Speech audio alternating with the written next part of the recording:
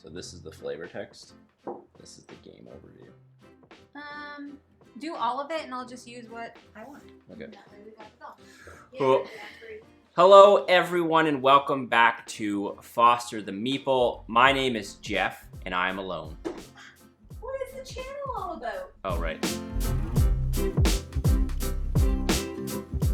Hello, everyone, and welcome back to Foster the Meeple, a channel all about board games and board gamey things. My name is Jeff.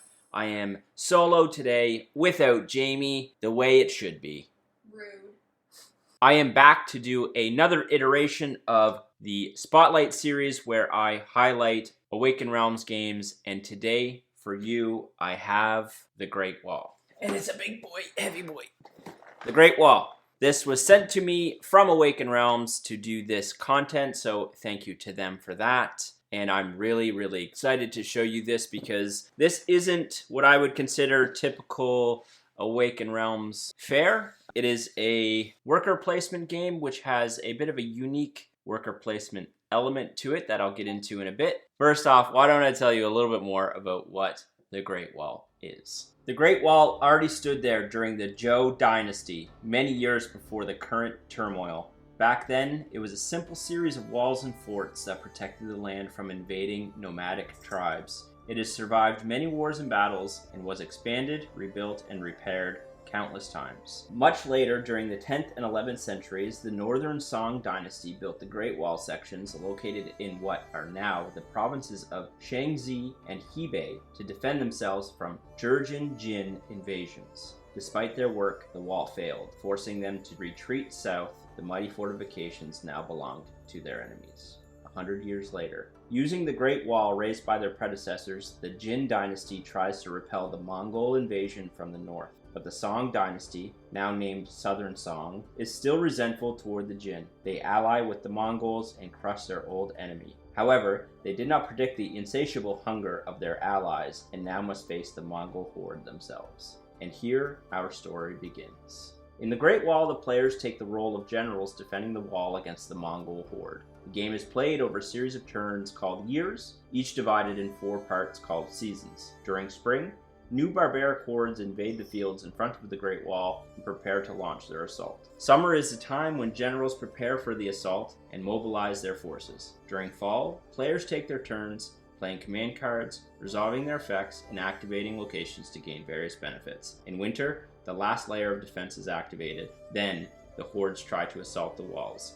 At the end of the game, the player with the most honor wins. That is, in a nutshell, the story behind Great Wall. So as mentioned, ultimately this is a bit tower defense with major worker placement mechanics thrown into it. It's a semi-cooperative game wherein both players are trying to keep the Mongols at bay while also gathering as much honor for their own families, their own factions as they can, and ultimately there can only be one winner, so at the end of the game, the player with the most honor wins. So I'm just going to go over a few of the key components, the theme, some rules, and hopefully you're interested in possibly playing this game. Like I mentioned, the biggest thing in this game is the worker placement element. Mechanically, what I think is the most unique about this is it's not a traditional worker placement wherein you place your meeple and that's blocked off from another player. In Great Wall, you need to have other players also be interested in your worker placement spot. Some places will only activate once full. So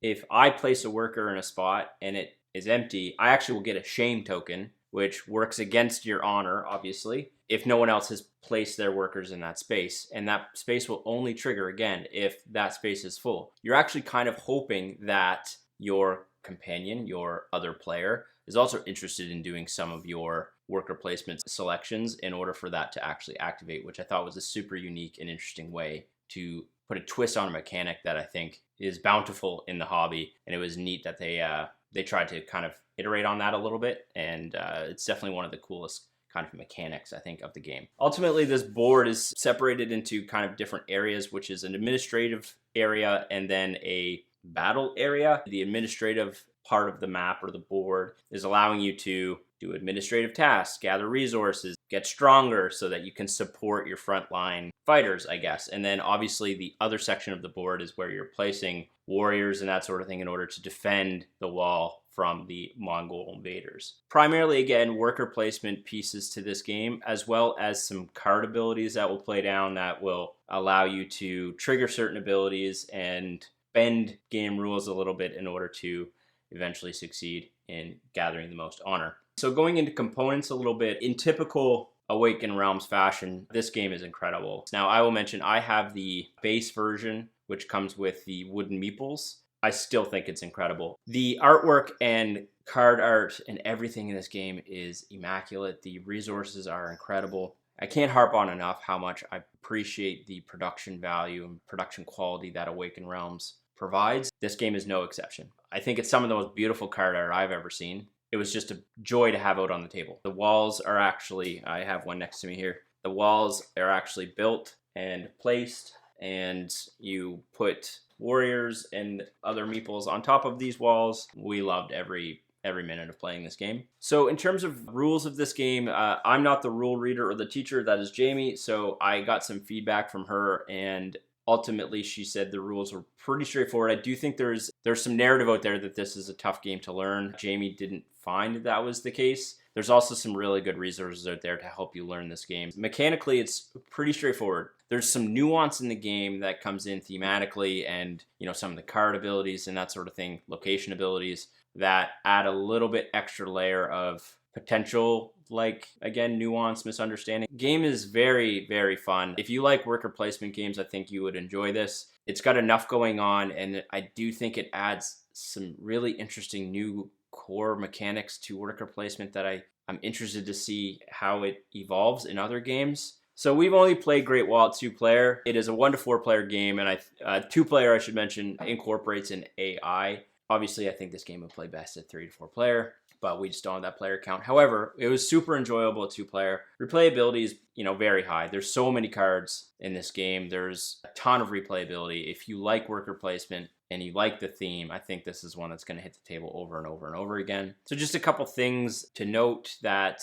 call them critiques, I guess. The biggest thing for me is the text on the cards is very small. If your eyesight's not super good, or you don't have the ability to get really close to the board, that might hinder you a little bit, especially because you're not going to know what the cards do. So there's going to be a lot of reading of the cards. Just be mindful of that.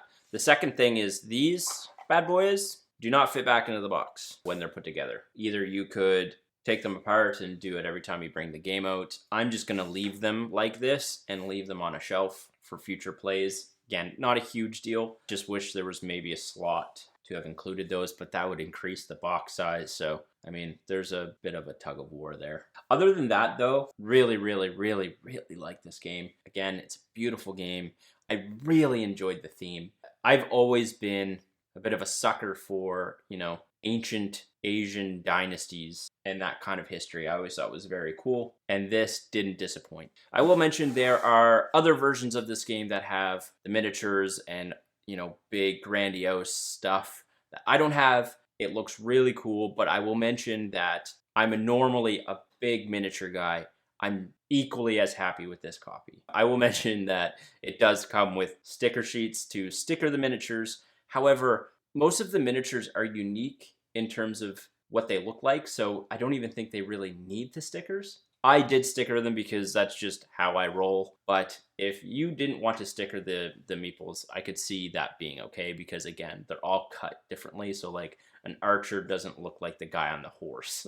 You don't need to sticker them. If you want to, go ahead, but it took me like 2 hours. That is the Great Wall from Awaken Realms. Really interesting take on worker placement. Highly recommend it. If you get a chance to check it out, definitely do so. Thank you all so much for being here. If you're interested in buying board games, you should first check your friendly local gaming store. And for us here in Halifax, that is the Boardroom Game Cafe, which I have the mug right here. That's it for me. If you like what you see, please subscribe. We hope to see you again soon. And now we say, later days.